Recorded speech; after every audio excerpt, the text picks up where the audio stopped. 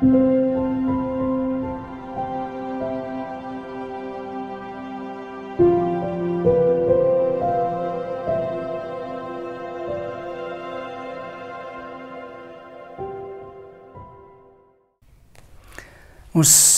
sluit so saam 'n week af en dit is goed. Dit is wonderlik om ook so op hierdie naweek terug te kyk en terug te dink oor wat dit beteken om ook die Here se genade en sy liefde en sy redding te ontvang. Ek hoop hierdie simbool kan jou help. Ek hoop jy kan daarmee dat dit vir jou iets betekenisvol is. Miskien die verhaal in die kerkgeskiedenis kan dit vir jou dalk baie beteken. As jy Martin Luther se verhaal lees. En dink oor dat ons nie dit kan verdien nie, maar net omdat die Here se genade so groot is, dat ons dit ontvang. En ek lees saam met jou hier in Handelinge vers 16, vers 25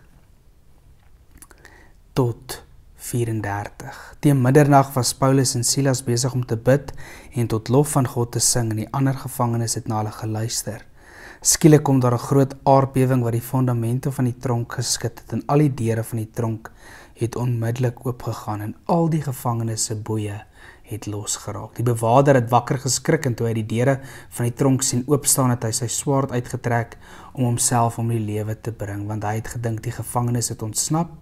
Maar Paulus het baie hard vir hom geskreeu: "Moenie jouself doodmaak nie, ons is nog almal hier." Toe die bewaarder 'n lig gevra, die sel ingestorm en bewend voor Paulus en Silas neergeval. Hy het hulle buitekant toe gevat en gevra: "Meneere, wat moet ek doen om gered te word?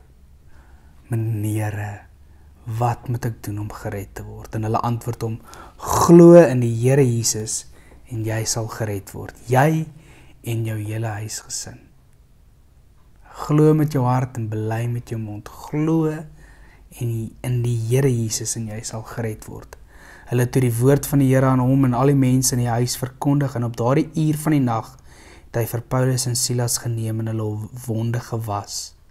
Hy en al sy mense is daar en dan gedoop.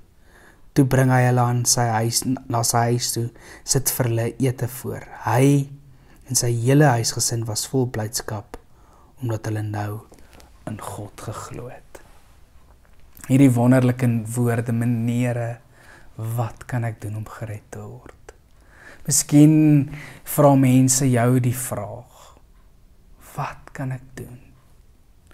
Dan kan jy uit 'n wonderlike rykdom uit hierdie tekste wat ons gelees het hierdie week, hierdie verhaal van Paulus en Silas, die verhaal, die gedeelte wat ons gelees het in Romeine 10, hierdie paar tekste vir jou help, miskien dalk ook diep in jou eie hart insink.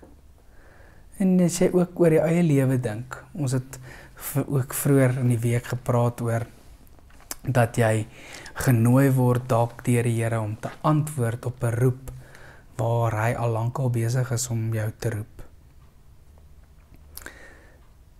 Mag jy hierdie boodskap met mense deel, na hulle toe bring. Meneere, meneer, mevrou, wat kan ek doen om gered te word? En is daar hierdie rykdom ook so in hierdie teks en in die Bybel opgesluit, en mag ons dit met groot vrymoedigheid en blydskap deel. Deur die genade alleen van die Here. Seën vir jou ook in hierdie naweek. Kom ons bid saam. Dankie Here dat U vir ons deur die Gees in staat stel om te glo. Dankie vir U liefde en die genade. Ons bid dit as U kinders. Amen. Seën vir jou, voorspoed tot 'n volgende keer. Mooi bly.